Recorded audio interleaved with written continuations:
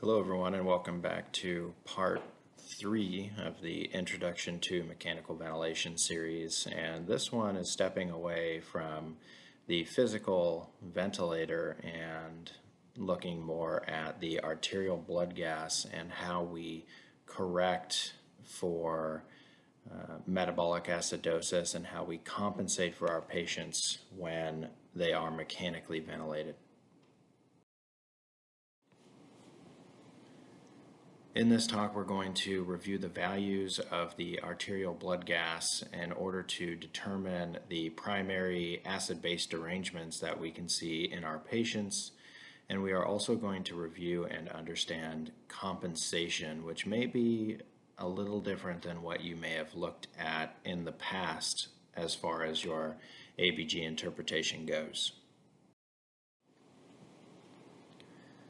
So what do ABGs measure? They actually only measure really 3 things. They measure your physical pH in your blood to determine if you have a normal pH balance or some sort of alkalemia or some sort of acidemia.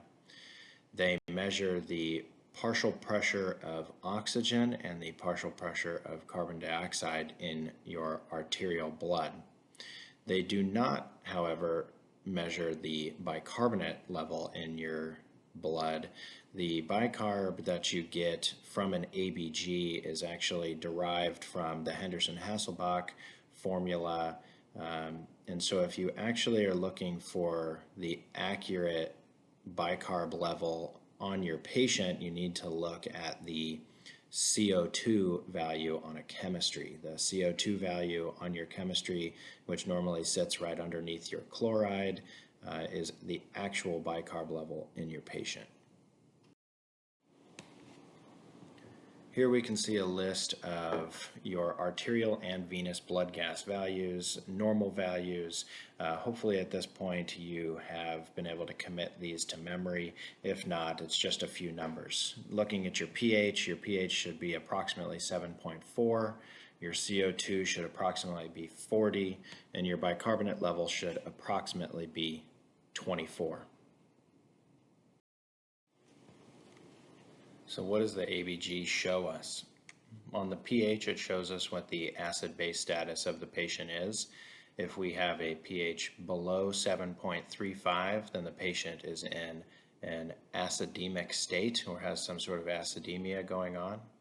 If the pH is above 7.45, then the patient has some sort of alkalemia going on. Our pH is derived between the respiratory and the metabolic side of our patient, as these two are continuously either retaining or excreting carbon dioxide and bicarbonate and hydrogen in order to maintain homeostasis inside of the body.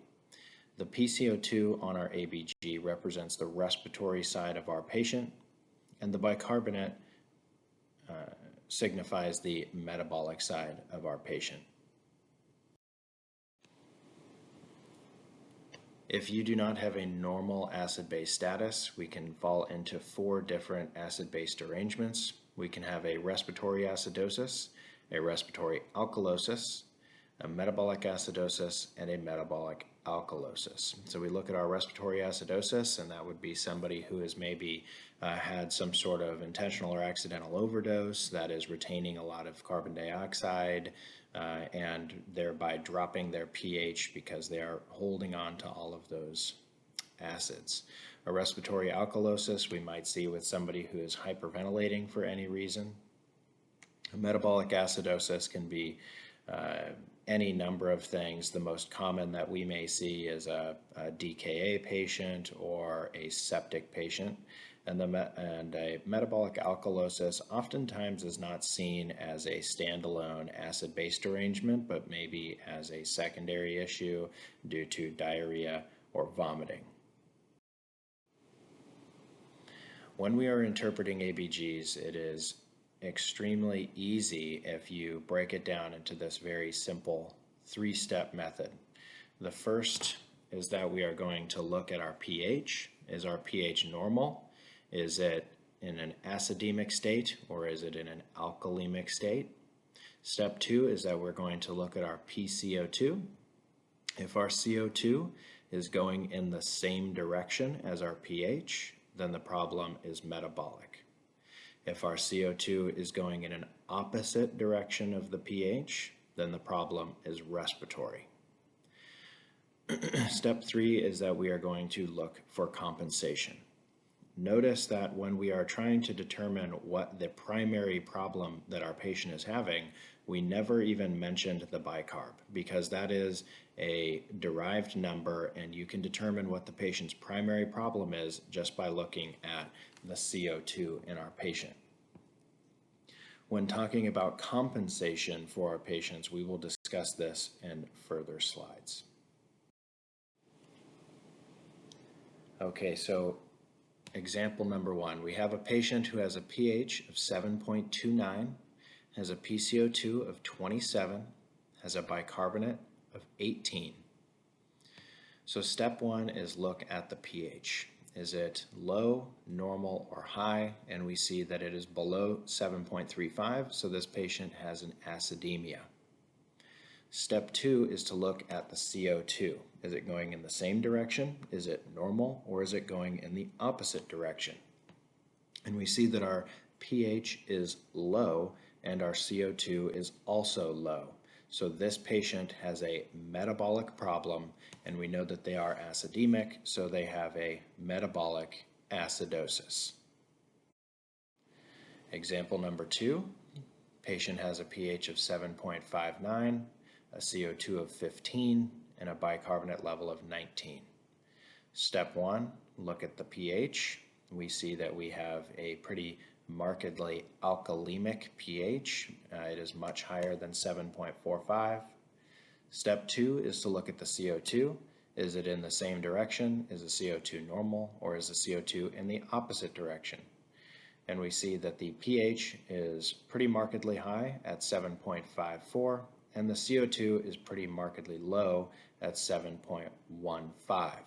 Those are going in opposite directions as the pH is high and the CO2 is low. So this is a respiratory problem, and we know that this patient is in an alkalemia. So this patient has a respiratory alkalosis. Compensation. The body, one thing to really understand about compensation is that the body will attempt to compensate for a problem to maintain homeostasis.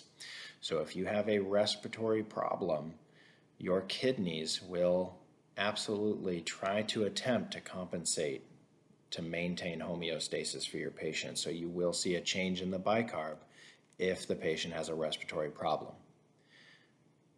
The body does take time to start compensating for things like respiratory issues, so it may take some time to see a change that has been reflected in the bicarb, but it will eventually happen anywhere from 12 to 36 hours after the incident. On the flip side of that, for a metabolic problem, we will see a change on the respiratory side almost immediately, and we absolutely will see compensation for metabolic problems. Another thing to understand is that the body is not capable of overcompensation for a metabolic or respiratory problem. So if we do see what we would think of as overcompensation, then more than likely it is actually two separate problems occurring in the body at the same time. And the third thing is that full compensation is typically only possible with a chronic disorder. So if you see somebody who has a fully compensated pH, oftentimes this is not going to be a new issue for this person. So as stated just a second ago here, if the problem is a respiratory problem, if this patient has a respiratory acidosis, so they have a low pH and a high CO2, so they have a respiratory acidosis, the bicarbonate level is going to be the compensatory mechanism.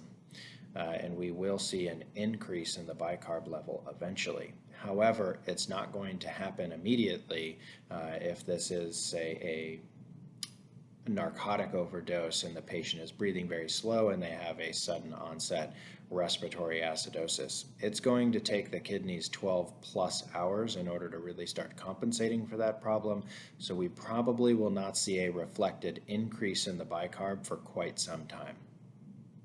On the flip side, if the problem is metabolic, like this patient has a metabolic acidosis, so the pH is low and the CO2 is also low, so those two are going in the same direction, meaning that we have a metabolic acidosis, then compensation occurs on the CO2 side, on the respiratory side. So if we have a low pH and it is caused from a metabolic acidosis, then the CO2 should also be the reflected change. Compensation is very predictable in most of our patients, and that is the nice reliability of the body. And if we see that the patient's numbers are not fitting into our little box of what we think that their compensation should be, then what it actually means is that they typically have a second separate issue. So when we look at somebody who has a respiratory disorder, it's fairly simple if you break this formula down. So in a respiratory disorder, the bicarb should change by 1 to 2 for every 10 change in CO2. So if we have an increase in 10 on the CO2, the bicarb should also go up by about 1 to 2. If our CO2 is down 10, then we should see the bicarb go down 1 to 2. In the first example, we see the pH is 7.3, the CO2 is 65, and the bicarb is 27. So step 1 is to look at the pH. Our pH is low, so we have an acidemia, and the CO2 is high at 65, so those are going in opposite directions. So we see that this is a respiratory problem. And we have a respiratory acidosis. So if we have a respiratory problem, the bicarb will be the number that will be the compensatory mechanism. So we see that the CO2 is about 25 higher than it should be. So for every 10 increase, we should see an increase in 1 to 2 on the bicarb. So we have a 2.5 times increase, so we should see anywhere from a 2 to 5 increase on the bicarb, and we see that 27 is 3 higher than normal, so we have appropriate compensation.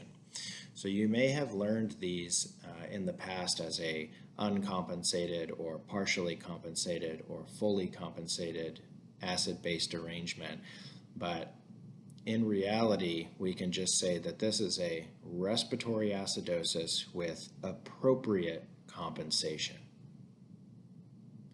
In example number 2, we have a pH of 7.47, we have a CO2 of 24, and a bicarb of 21. We look at our pH and see that it is high, so this patient has an alkalemia. Our CO2 is low at 24, so they are going in opposite directions, and this is a respiratory problem. So we have a respiratory alkalosis. We know that with a respiratory problem, the bicarb is the compensatory mechanism. So for every 10 decrease in CO2, the bicarb should also go down by about 1 to 2. 24 on the CO2 is about 15 lower than it should be. And so we should see a decrease in the bicarb of anywhere from 1 to 5. And the bicarb is 21, which is 3 lower than normal, which is perfect for compensation. So this patient has a respiratory alkalosis with appropriate compensation.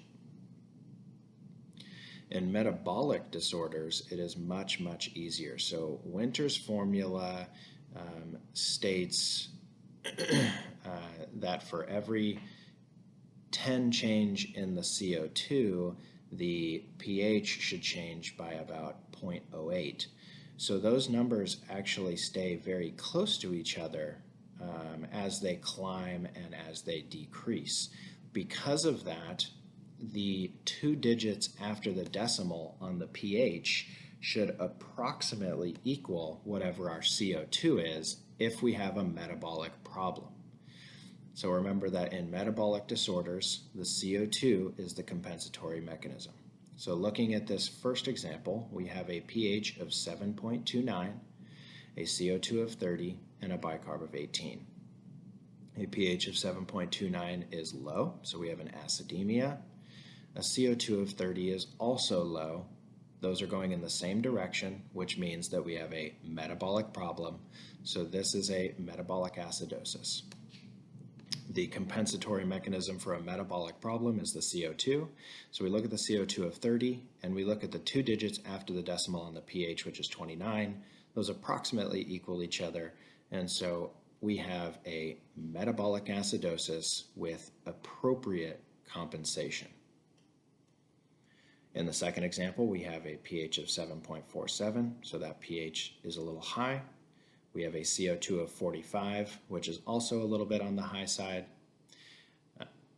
So those are going in the same direction, meaning that this is a metabolic problem. So we have a metabolic alkalosis. Looking at the CO2 for compensation, we see that it is 45 and that the two digits after the decimal on the pH is 47, and those approximately equal each other.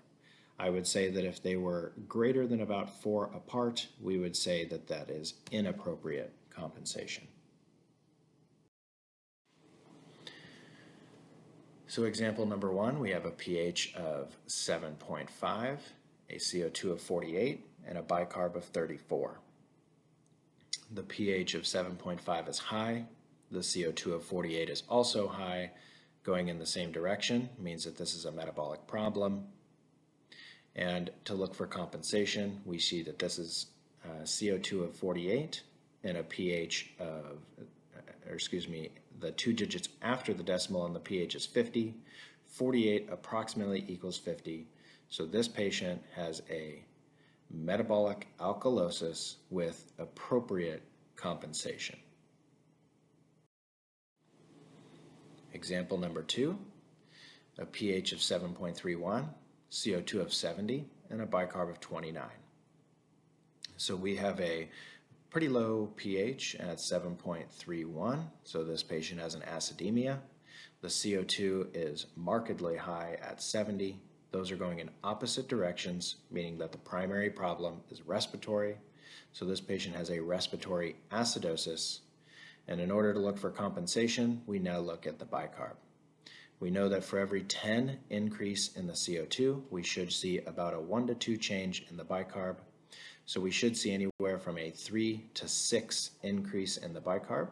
And we see that it is 5 higher than normal. So we have a respiratory acidosis with appropriate metabolic compensation. Example number 3 is the reason that we are here today. So we look at the pH. Our pH is 7.24, which is low. So we have an acidemia. Our CO2 is 40, which is perfectly normal. So if you have somebody who is in an acidemic state and your CO2 is completely normal, then it would make sense that your CO2 could not be the primary cause of the problem, so it has to be metabolic. So we have a patient who is in a metabolic acidosis, meaning that the CO2 is going to be what we look at for compensation. And when we look at our CO2 of 40 and we look at the two digits after the decimal on the pH, 24 and 40 do not equal each other. So this patient has a metabolic acidosis with inappropriate compensation. So what does this mean? Inappropriate compensation. That means that there is going to be a second issue going on. So this patient has a metabolic acidosis, but because the CO2 was much higher than what we had expected, was much higher than what we were able to put into our nice little mathematical boxes, this patient is not just not compensating. What's happening is that this patient has a metabolic acidosis, and they also have a completely separate respiratory acidosis. You may have heard of these before as a double acid-base disorder or a mixed acid-base disorder, but that is what we see in this patient.